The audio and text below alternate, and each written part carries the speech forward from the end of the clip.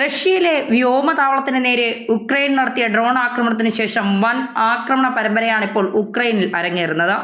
Ukraine തലസ്ഥാനമായ കീവിൽ ഉൾപ്പെടെ June 9 നടന്ന റഷ്യൻ ആക്രമണത്തിൽ ഉക്രൈൻ കത്തിപ്പടർന്നുകൊണ്ടിരിക്കുന്ന കാഴ്ചകളാണ് ലോകത്ത് ദൃശ്യമാവുന്നത്. 3 വർഷത്തെ യുദ്ധത്തിലെ ഏറ്റവും വലിയ രാത്രികാല ഡ്രോൺ ബോംബാക്രമണമാണിത്. റഷ്യ ഉക്രൈനിലേക്ക് ഏകദേശം 500 ഡ്രോണുകൾ വിക്ഷേപിച്ചുവെന്നാണ് ഉക്രൈനിൽ വ്യോമസേന തന്നെ ഇപ്പോൾ വ്യക്തമാക്കുന്നത്. 479 ഡ്രോണുകൾക്ക് പുറമെ ഞായറാഴ്ച മുതൽ തിങ്കളാഴ്ച വരെ ഉക്രൈൻ്റെ വിവിധ ഭാഗങ്ങളിൽ വിവിധതരം മിസൈലുകളും Russia തൊടുത്തുവിട്ടതായാണ് Ukraine വിലപിക്കുന്നത്.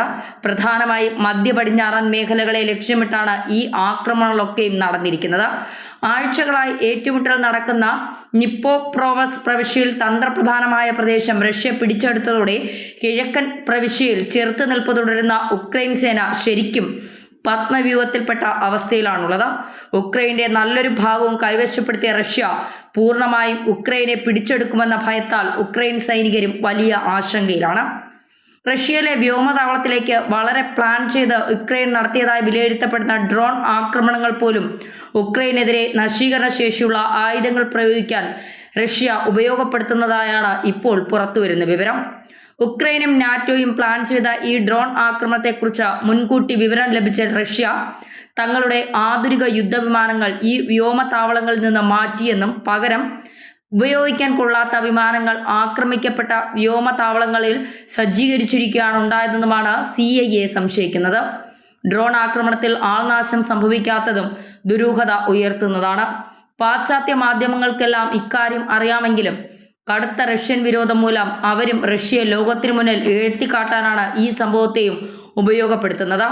India Pakistan സംഘർഷമുണ്ടായപ്പോൾ Pakistan ഇന്ത്യയെ ആക്രമിച്ച് പ്രഹരിച്ചു എന്ന തരത്തിൽ കള്ളവാർത്തകൾ പടച്ചുവിട്ട അതേ പാശ്ചാത്യ മാധ്യമങ്ങൾ തന്നെയാണ് റഷ്യയെയും ഇപ്പോൾ ഉയർത്തിക്കാട്ടാൻ ശ്രമിച്ചിരിക്കുന്നത്.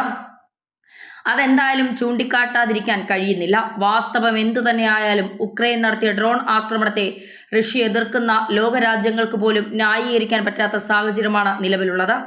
ഇത് ലോകത്തിനു മുന്നിൽ റഷ്യയ്ക്കാണ് ശരിക്കും ഗുണം ചെയ്തിരിക്കുന്നത്.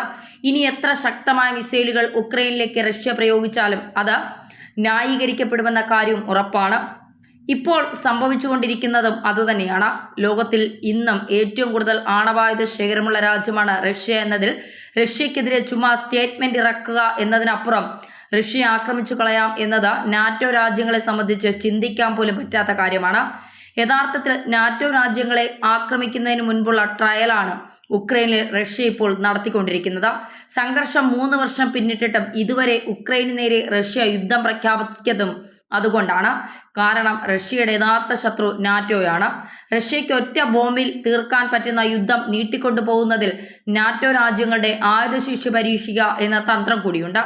റഷ്യയ്ക്ക് നേരെ പ്രത്യക്ഷത്തിൽ യുദ്ധം നടത്തുന്നത് ഉക്രൈൻ ആണെങ്കിലും അവർ ഉപയോഗിക്കുന്നതേറെയും നാറ്റോ രാജ്യങ്ങൾ നൽകിയ ആയുധങ്ങളും ടെക്നോളജിയുമാണ്. അതുകൊണ്ട് തന്നെ ഇതിൻ്റെ എല്ലാം കരുത്ത് എത്രത്തോളമാണ് എന്നത് റഷ്യ ഇപ്പോൾ മനസ്സിലാക്കി കഴിഞ്ഞു.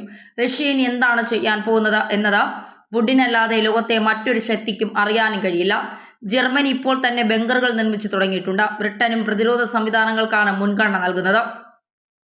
അതുപോലെ തന്നെ മറ്റ് യൂറോപ്യൻ രാജ്യങ്ങളും എങ്ങനെ റഷ്യൻ ആക്രമണത്തെ പ്രതിരോധിക്കാം എന്ന ആശങ്കയിലാണ്. അമേരിക്കയുടെ അലാസ്ക റഷ്യയുടെ തൊട്ടടുത്ത് കിടക്കുന്ന പ്രദേശമായതിനാൽ അമേരിക്കയെ സംബന്ധിച്ചും അതൊരു സുരക്ഷാ ഭീഷണി തന്നെയാണ്. ഉക്രൈൻ പ്രസിഡന്റ് ഏത് നിമിഷവും കൊല്ലപ്പെടാമെന്നതാണ് നിലവിലെ അവസ്ഥ. നാറ്റോ നൽകിയ സുരക്ഷാ കവചത്തിൽ എപ്പോഴും ബങ്കറിൽ കഴിയുന്ന സെലൻസ്കിയുടെ ജീവന് ഒരു ഉറപ്പുമില്ലെന്ന് ഏറ്റവും ആദ്യം തിരിച്ചറിഞ്ഞതും അമേരിക്കയാണ്.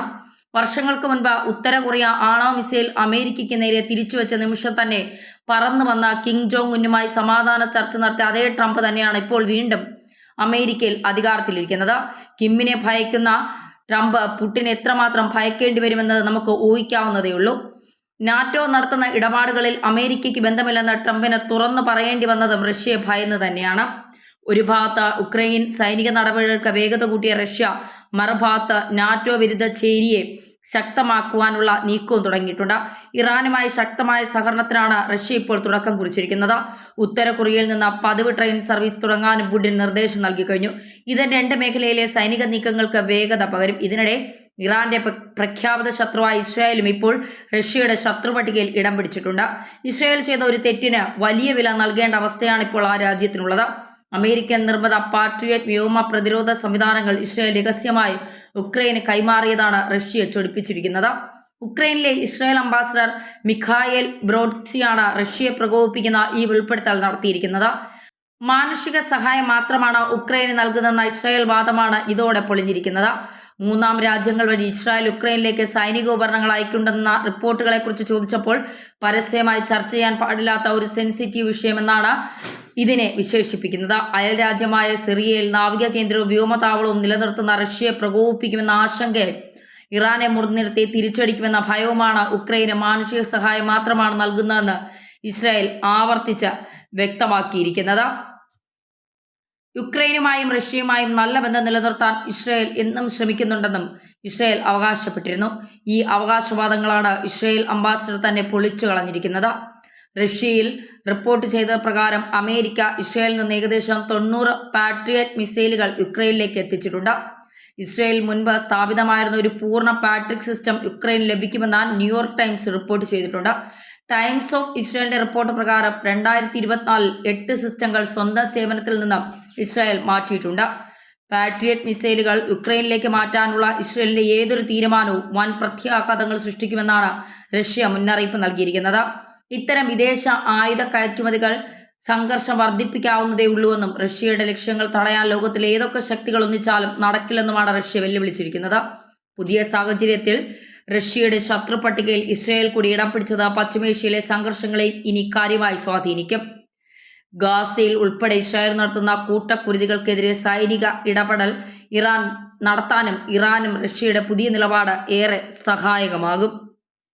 എന്തായാലും റഷ്യയെ സംബന്ധിച്ചിടത്തോളം റഷ്യ ഇപ്പോൾ എന്തും ചെയ്യും എന്ന അവസ്ഥയിലാണ്. ഉക്രൈൻ 1.5 വർഷത്തെ പദ്ധതിയിൽ റഷ്യയെ തകർക്കാനായി ചില ഗൂഢലക്ഷ്യങ്ങൾ നടത്തിയപ്പോൾ അതിന് ഇസ്രായേൽ കൂട്ടുനിന്നു എന്നുള്ളതാണ് റഷ്യയെ ചൊടിപ്പിക്കുന്നത്. ഈ കാര്യങ്ങൾ കൃത്യമായി റഷ്യ മനസ്സിലാക്കുന്നുമുണ്ട്. അതുകൊണ്ട് തന്നെയാണ് ഇസ്രായേലിനെ കൂടി ഇപ്പോൾ റഷ്യ ശത്രു പട്ടികയിൽപ്പെടുത്തിയിരിക്കുന്നത്.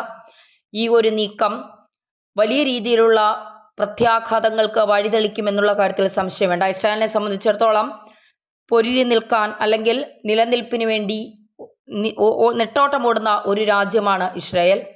ഗാസയിൽ ജനങ്ങളും പലസ്തീനുമൊക്കെ ഇസ്രായേലിനെ വലിയ രീതിയിൽ ബുദ്ധിമുട്ടിക്കുന്നുണ്ട്. അപ്പോൾ ഹമാസും ഹൂത്തികളും ഒക്കെ ചേർന്ന് ഇതിനിടയിലാണ് റഷ്യയുടെ കൂടി ശത്രു പട്ടികയിൽ ഇസ്രായേൽ വരുന്നത്. എന്തായാലും ഇസ്രായേലിനെ തൊടുമ്പോൾ അത് ഇന്ത്യക്കേറെ വേദന ഉണ്ടാക്കുന്ന ഒരു കാര്യം കൂടെ തന്നെയാണ്. അപ്പോൾ റഷ്യ ഇന്ത്യയുടെ ഏറ്റവും നല്ല സുഹൃത്താണ്. അങ്ങനെയാണെങ്കിൽ ഇസ്രായേലിൻ്റെ കാര്യത്തിൽ റഷ്യയോട് സംസാരിക്കാൻ ഇന്ത്യയും മുതിരുമോ എന്നുള്ളതാണ് നോക്കിക്കാണേണ്ടത്. കാരണം ഉക്രൈന് എന്തായാലും തിരിച്ചടി നൽകും.